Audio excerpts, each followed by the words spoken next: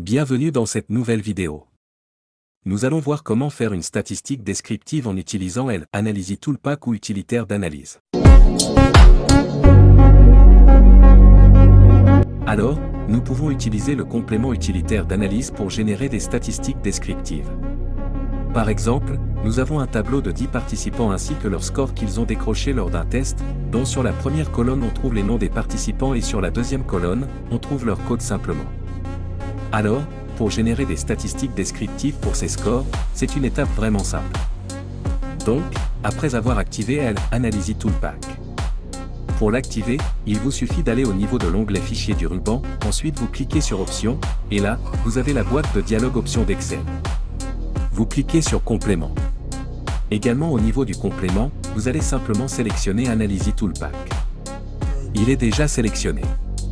S'il n'est pas encore sélectionné, vous cliquez dessus, et ensuite, vous allez au niveau du bouton Atteindre, et vous aurez tout simplement la boîte de dialogue macro supplémentaire où vous pourrez cocher l'Analysis Toolpack ou utilitaire d'analyse qui sera actuellement présent dans votre feuille de calcul. Alors, pour générer des statistiques descriptives pour ces scores, on va tout simplement aller au niveau de l'onglet Données du ruban, puis dans le groupe Analyse, et ensuite, on va sélectionner Utilitaire d'analyse. Nous avons là la boîte de dialogue utilitaire d'analyse qui apparaît avec les outils d'analyse. Dans cette boîte de dialogue, on va tout simplement sélectionner Statistiques descriptives. Cliquez sur OK pour entrer les paramètres de notre statistique descriptive. Et là, nous avons la boîte de dialogue Statistiques descriptives qui apparaît. Donc, dans la plage d'entrée, on va tout simplement sélectionner toutes les plages, tous les scores pour les 9 participants. Alors, on va sélectionner la plage B2 à B10 pour le score des 9 participants. Et ensuite, on va sélectionner au niveau du groupement, on va choisir de grouper par colonne, et on va également laisser le bouton non coché un titre en première ligne. Au niveau des options de sortie, on va cliquer sur la plage de sortie pour que cela apparaisse dans cette feuille de calcul qui est actuellement active qui est statistique descriptive. Ensuite, on va sélectionner une cellule. Bon, par exemple ici, vous pouvez sélectionner la cellule D7. Cela importe peu ou E3.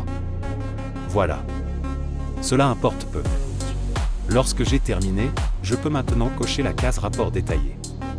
Alors, en plus de cocher la case rapport détaillé, vous pouvez également cocher sur le niveau de confiance pour la moyenne si vous voulez connaître le niveau de confiance.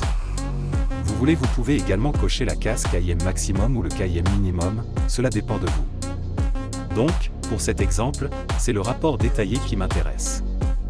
Lorsque j'ai terminé d'entrer les paramètres, je peux maintenant cliquer sur OK pour valider. Alors, je peux également décider d'agrandir, si ce n'est pas vraiment visible. Alors, comme vous pouvez le constater, pour ces 9 participants. Donc, vous pouvez également le faire lorsque vous avez de grosses bases de données, cela dépend de vous. C'était juste pour vous montrer comment vous pourriez le faire quelle que soit la base de données.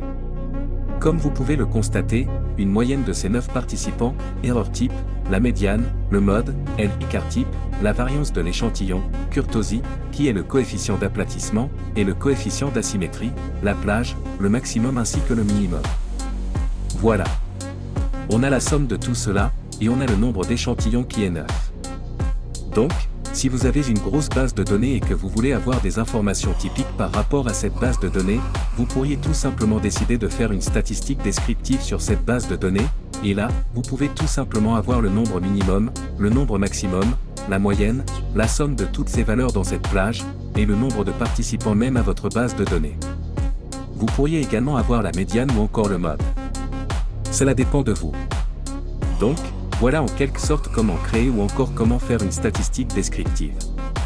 J'espère que vous avez aimé cette vidéo sur les logiciels statistiques.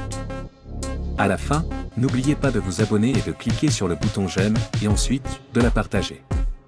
Si vous avez des questions à poser, soyez libre de les poser dans l'espace commentaire.